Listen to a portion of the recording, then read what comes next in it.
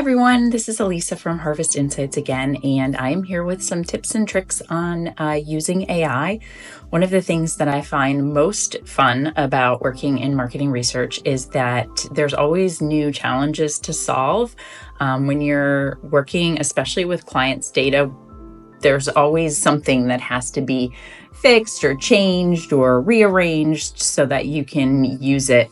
But those are skills we don't use every day. So I'm going to show you how to use AI to solve a pretty simple data problem, and then hopefully you can use it to solve more complicated ones in the future.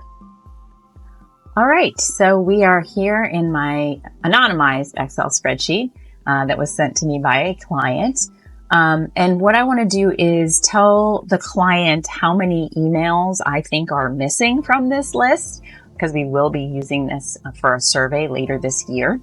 So you'll see columns F through O represent different products that their customers can license, and the number in those is the number of licenses they have. Each row represents a different employee. So in an ideal world, if they have 7 licenses, they would have 7 employees listed. As you can see from even just the first company number 5, they only have 4 employees, but they have 7 licenses. So we're clearly missing some people. So, this is one of those situations where okay, I can write a formula, but have I written this formula in a while? Probably not. So I would encourage you to not be afraid and click this little Copilot button here up at the top. If your company does not allow Copilot, but has ChatGPT or Manus or something else, you can use the same thing. I've already written the prompt just to speed things up here, but basically I'm just telling Copilot what I want it to do. I want it to count the rows with the same company number so that I know how many employees are represented in this spreadsheet, and I want that number to be put into column Q. So that's what I have written down here, and we'll see if Copilot can help me with that.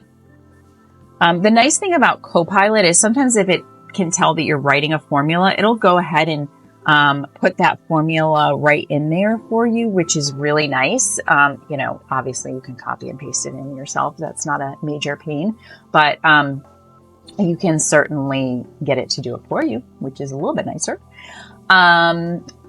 If you need to use ChatGPT or something like that, I'm going to use ChatGPT to fill in what I want in column R here, which is just the total number of licenses, which obviously I can see right here, but I want it to return that number in column R so I can subtract and tell them how many missing emails I have.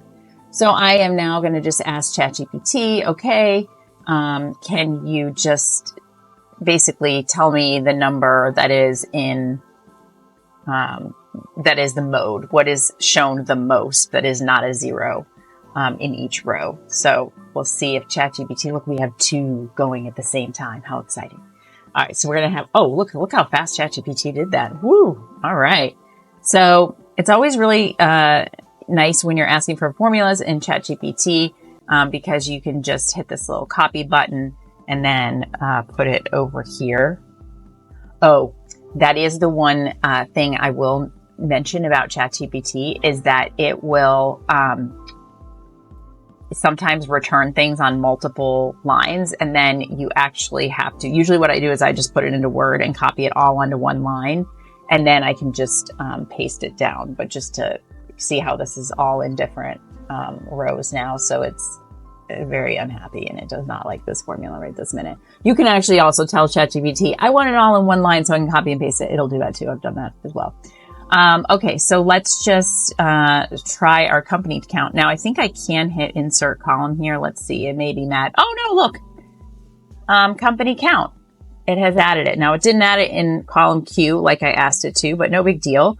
It has clearly counted up the columns for me, or the rows, so that I know how many employees I have.